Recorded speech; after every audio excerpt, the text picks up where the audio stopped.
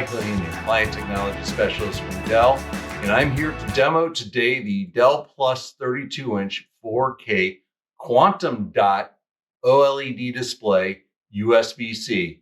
It also has an AI-enhanced spiral 3D audio.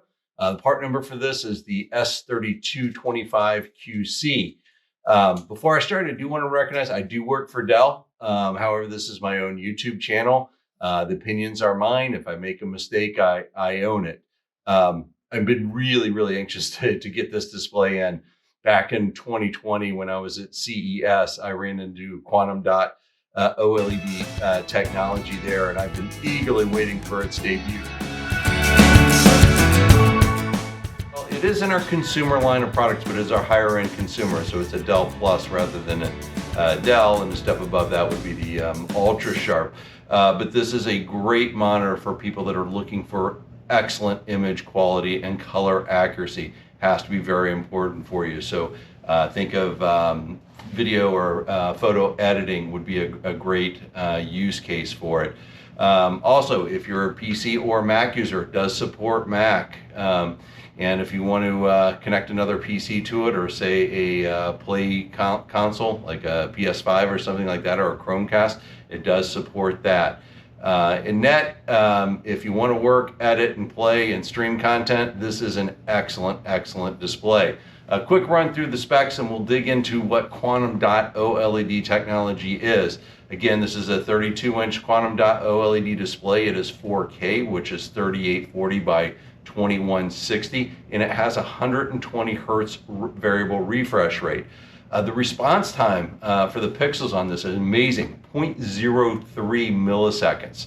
That is a 0.03, not 0.3, right? This is incredibly fast response time. And get this, the contrast ratio is 1.5 million to 1 contrast ratio. That is absolutely insane. From a color accuracy, and I'll explain what this stuff means.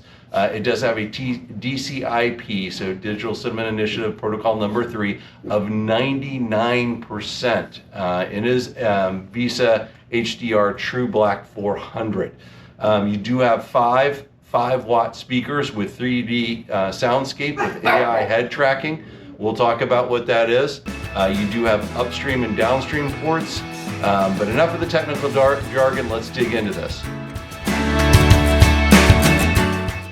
Okay, so let's talk about what Quantum Dot OLED display is, right, and why this technology is so amazing. I want to spend some time because, if you're going to buy this display, it's because you really understand what a quality image is. So let's start off talking about an LED display, which is your most traditional type of displays, and how they work. This is rudimentary, right? But this will give you an idea.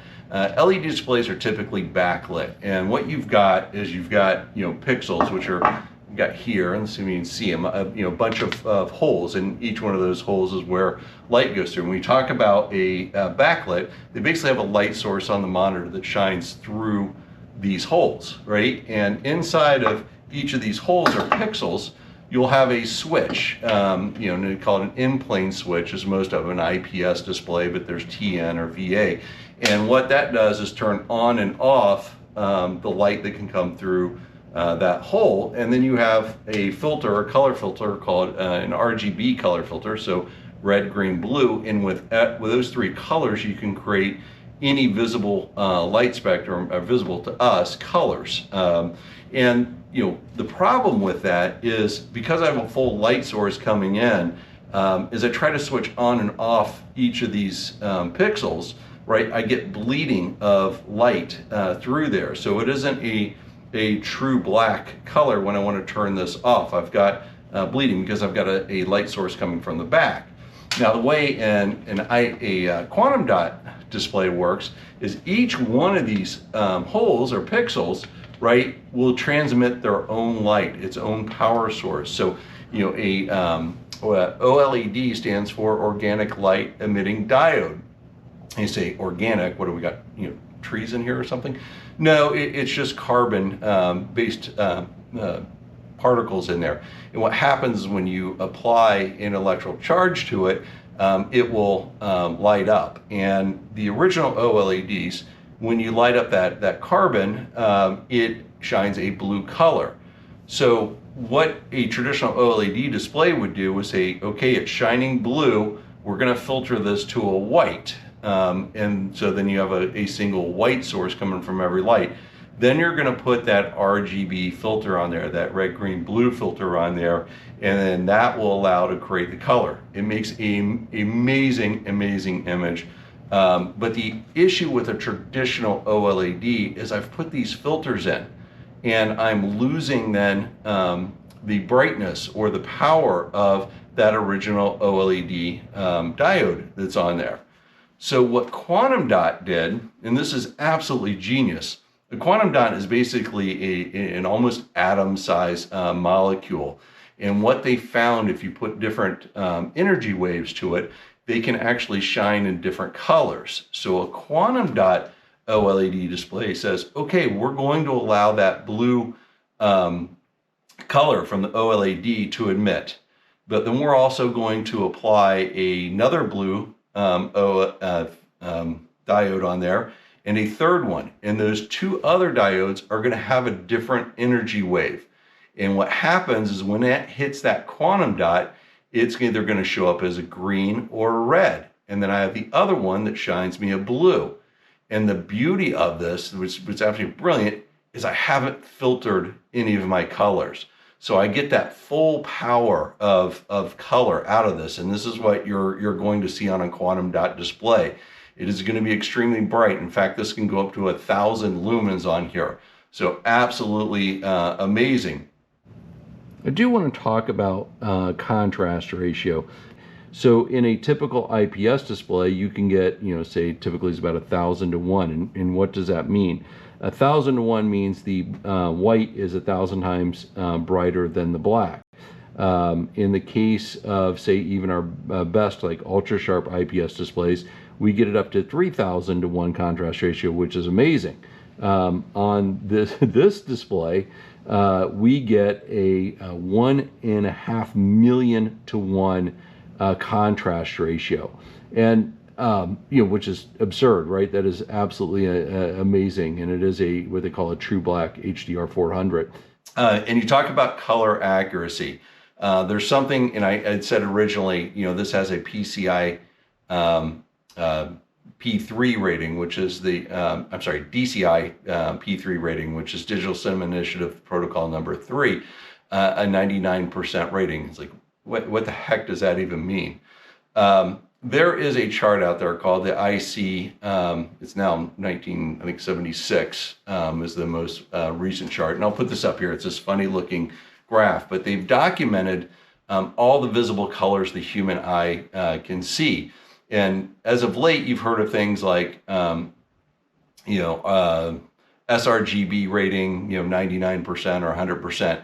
Well, what that represented is a standard, and they put basically a triangle inside the CIE chart and said to be sRGB, you had to be within that color spectrum for it to be 100%. You had to have every color visible from the monitor in there. Well, DCI P3 is making that triangle even bigger, and you gain so many more colors, especially from those reds and the greens that you don't get out of RGB. And this being 99% of that triangle filled, which absolutely amazing. So that is what the color rating is. From a lumens, or a nits, I shouldn't say lumens, say nits on this, which is the brightness of the display. The question is what is a nit even? And if you go through the history of it, basically is a single nit would be the equivalent to the light produced by a single candle. Typical notebooks and a lot of monitors are somewhere between 250 and 350 nit rating. Because I have OLED and I have Quantum Dot on this, I can make this monitor range anything from 250 nits to 1,000 nits on this, which is absolutely amazing. That is a very big brightness coming out of this display. The other thing that you'll find is it has a great refresh rate. It has 120 hertz refresh rate. And say, well, what does that mean? refresh rate is how fast all the pixels or the OLED quantum dots can refresh across the display. So if I say it's a 60 hertz refresh, that means the image on this display refreshes 60 times per second. At 120, that means this image refreshes 120 times per second, which is excellent. It's like, why is that important? Well, the faster the refresh rate, anytime you have movement, whether you're watching a movie, a sporting event, you don't get the staggering of an image on there. It is more fluid. And that 120 hertz refresh rate, why that's important is most gaming consoles are set to 120 hertz refresh rate. So if you do like a PS5 and you want to hook a PS5 up to this, it is met in that format for those type of gains. So you do have that really fast refresh rate on there. The response time is 0.03 milliseconds, and that is insanely fast. It's like, well, what is that difference between a refresh rate and a response time? Well, refresh rate is about how fast the overall picture refreshes. The response time is how fast each pixel can refresh itself. And the best way to describe this, I always say a refresh rate is like a sergeant, platoon sergeant, barking out orders to his platoon. Say, do push-ups. And the refresh rate is how fast that sergeant can give these instructions. Well, each of the soldiers, right, that's having to do a push-up, that is the response time. So each one of these little soldiers on here, when the sergeant says refresh or do a push-up, it's how fast they can do that push-up. So that's kind of that correlation between response time and refresh. I mean, personally, I think refresh rate is more important than necessarily response time, but I have some people that might argue with that, but in general, the faster the refresh rate, the better the image on that machine is. Okay, let's take a look at the front of the display here. One of the things you'll first notice is here. This is a sound bar for the display, and this isn't just any ordinary sound bar. This actually has five 5-watt speakers in it. So we got 25-watt output from this, which is absolutely outstanding. Most speakers on monitors, if you even get it, are pretty weak. This is amazing. But on top of it, you see a little, looks like a camera here. And what that allows you to do is it actually does, it tracks your head and where your ears are. So as you're listening to the sound, it's called beaming. And what it allows the speakers to do is give you that 3D surround sound type of experience. So if I have a traditional headset, right, and I've got it on my ears, I got a left and right, and obviously you can kind of get that 3D sound. So if someone is, say playing basketball and you can kind of hear them dribble to the left or dribble to the right, you kind of get that 3D effect. But that's not as easy when you talk about a speaker bar. So what this does is it uses AI to understand the positioning of your head, and as you turn left or right, it will adjust the speakers and the sound to give you that 3D effect that you can hear things left and right, which is excellent for watching sports or playing games, just having that quality of sound. So this is tremendous. These speakers are absolutely wonderful. But one thing I do want to show is back here, if you get into the menu settings, that's one thing you'll have to change. So the little joystick back here allows me to go look, and you can see I've got that audio setting that I can go ahead and turn that on, right? And the system is now going to be using the AI tracking for my head, and you can see that it's launched here. But there's a lot of other settings that I can do from this. So if I want to go through and control the brightness of the display, my import sources, because I've got that HDMI. I also got the USB-C. The color, I can change the presets to that. The display settings, like I've got it set for HDR peak 1000, so I've got it up to 1000 lumens on there. I'm kind of weird. I like really bright displays. I know some people don't, so they'd want to turn that down. We also have that Adobe Vision, which actually enhances the image quality that you have. So not only have you the quantum dot, it'll actually make images even better using software. So I just went ahead and set that on. But if I go back and go through and change, you also have a picture-in-picture, which I have turned off. So I've got two sources here of inputs, right? I've got a USB-C that I can plug my notebook into and drive power to the notebook, but I also have an HDMI, so I can hook a second system to it. So the picture-in-picture would allow me to, if I wanted, be able to split the screen in half and see both PCs, or 75%, or put one in the corner. Not a huge fan of it. You know, I've played with it. It's a sometimes can be a little tricky. The places that I've found that really like that picture-in-picture features are a lot of times it's like manufacturing, right? You've got a say a manufacturing line that's on its own DMZ in the network, and then you have your corporate network that's on a different DMZ, but you want to be able to displace both networks on the same system. That's a good use case for picture-in-picture. But, you know, hey, maybe you're doing your work and you also want to watch the Cleveland Browns play football, right? You can have that up in the corner while you're doing it. So that is the picture-in-picture mode that you're capable in here. Here's the audio settings. You kind of have a main menu. You can change the language on there. You can create some quick shortcut buttons on there. And then here's a couple things for the OLED health information. So that I really like that kind of joystick control that I can easily get in there and maneuver the monitor. So let's take a look at some other features of this display. All right, let's take a look at how to unbox this and set it up. And this is one of the great features about Dell models in general. They're really, really easy to set up. I've actually opened this box already once before.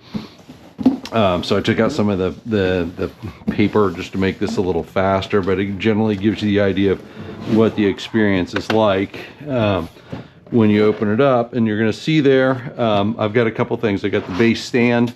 And this is normally wrapped up, but I unwrapped it, and then as well as the base itself. And the base is really nice. You know, there's a lot of products out there that have like a V shape, and it kind of gets in the way. This base is really heavy. It's a metal type of base. And one thing that's nice about it is connecting it to the stand. You're just using this little thumb screw here. Right there, and that just screws in. So all you have to do is take the base and you put it in there, and you just use your fingers. You don't have to use a screwdriver, though I guess you could, but you really don't. You can just use your fingers to screw that in there, and then kind of you'll feel it get tight, and then that just flips down. So now I have got the stand already. So the next step would be taking out this box here, and this is where you're going to see the display. And a common mistake that someone may do is take this display out and then try to connect the stand, and you can see the instructions here that it really says to keep it in the box. In fact, you don't even have to take it out of its protective coating. All you have to do is take it, and you're going to see two little slots up there that I'm going to connect to it in almost an angle. I'm going to drop it down, and you'll hear a little click. And that click means it's secure. And I'm going to press the button to undo it, because one of the things you may ask is, hey, if I don't want to do it on the stand and I want to do like a VESA mount and put it on an arm, you do have the 100 by 100 VESA mount on here, so you're able to put this onto like an arm if you like, if you don't want to use the stand. But again, it just easily clicks in there, and I simply pull out of the box, and now voila, I am set up.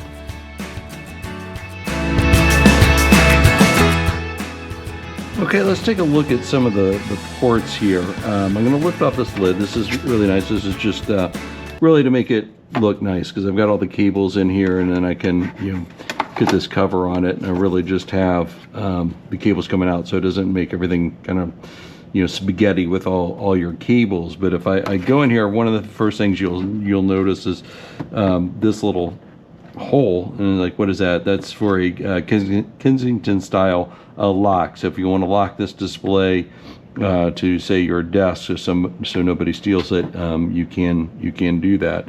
Over here to the left, I've got my power port, and then I've got my next one is my HDMI in, and that is a HDMI 1.4 and a 2.2 support on that HDMI. The next port here is a display port with 90 watt power capability, and it is a display port alt mode.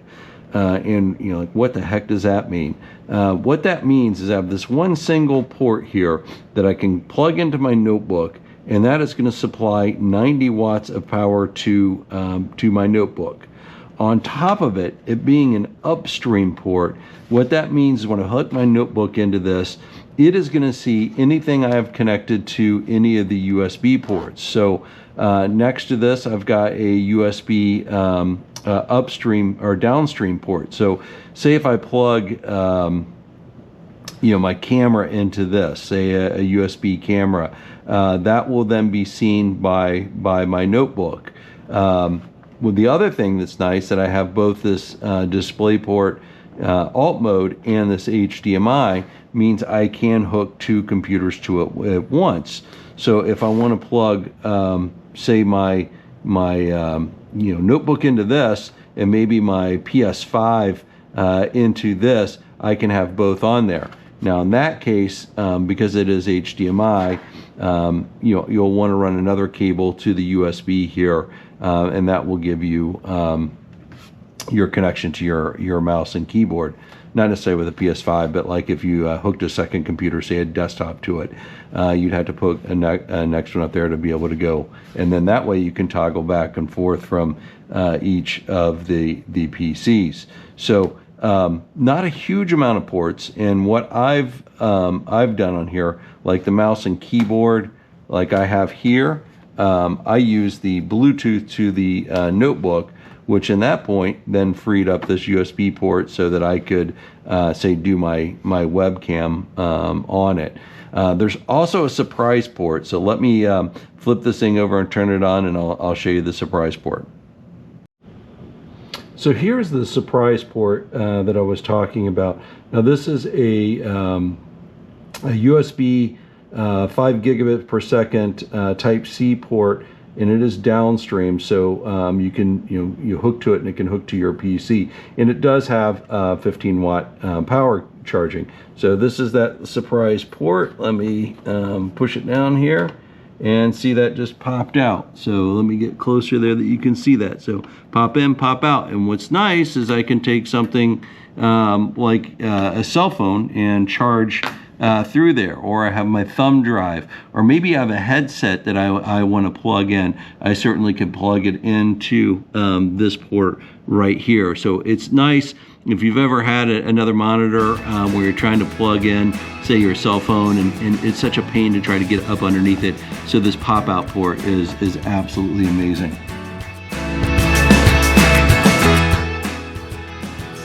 Okay, let's take a look at the ergonomics of the display. So a couple of the features, right? You've got the tilt up, or the up and down feature on it, so you can really height adjust it to level you want. You can see that goes pretty high. Most people put it a little low, and I do caution that you do want to make sure that your eye level is at that top 25%. That's the more ergonomic. If you have it higher, say your eye level is here, it'll cause a lot of strain on your eyes. So you do have that height adjusted. You also have, you can turn this thing left or right, and that goes pretty far. And as well as I can tilt it forward, I can also tilt it back on the display.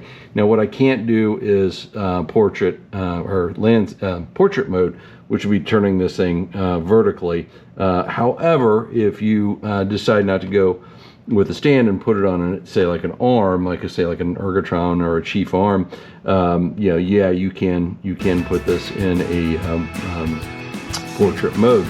But that is the ergonomics of the stand.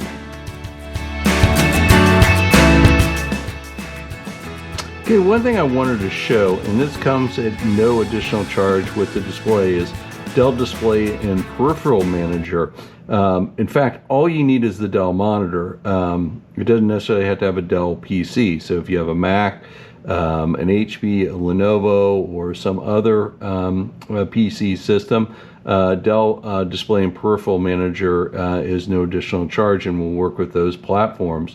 But let me bring it up here. So what you're going to see is it allows me to manage any of my Dell accessories on here, and you can see I've got the Dell Pro Premium KB900 keyboard and the Dell Pro Premium MS900 mouse, and I can certainly go in here and you can, you know, change everything up on it, the keys, do the customization that you want. Really nice, very easy to customize it. But when it comes to the display itself, you're going to see your display hooked up here. And then what this is going to allow you to do is customize your display. So you could go in and do your display settings. But the big one is easy arrange that I wanted to show you. So if you wanted to carve up this display, so you know, this is 32 inch, so it's fairly large. I mean, you could do the traditional, you make it half and half, and you can see that I could take a program half and half. But let me show you. You can go up to 7 or more windows that I've got down here that you can easily arrange. So let me show you kind of just a funny one. I'll do 3 in a column. So now you can see I've got 3 columns in it, and it lit up. Now if I go grab a website, let's just say this one here, where I'm showing the display, all I could simply do is grab it at the top up here and drag it, and you're going to see the yellows, and it turns blue. When it turns blue, it says I'm going to size it for that window. So now I've got that one. So maybe I want to do another one. I'll take this one here and I'll put it to the side, and then finally I will let's see which one I haven't used. Grab this one here and I'll put it here. Now I've got all 3 of these up at one time. But say I don't like that. Maybe I want to do it as you know, just dual split screens. I can do that. So let me go back in Dell Peripheral Manager. I'll simply click on that. Now I've got as 2 displays. So if I want to grab, say, this, and I can drag it, and you see where it turned blue, and now it's in there. I want to grab another website. I grab this and I put it here, and now I've got dual split screens. So really nice. Again, no additional charge. You don't even need a Dell notebook. You just need Dell peripherals and a Dell display on that. But really like it. Get in and download that when you get this monitor and play with those features. Thank you for watching my review of the Dell Plus S3225QC. The Quantum Dot OLED display. Hopefully you liked it. If you have questions, just put it in the comment section. I'll try to get to it as fast as I can. Again, this is Michael Ohanian, Client Technology Specialist from Dell.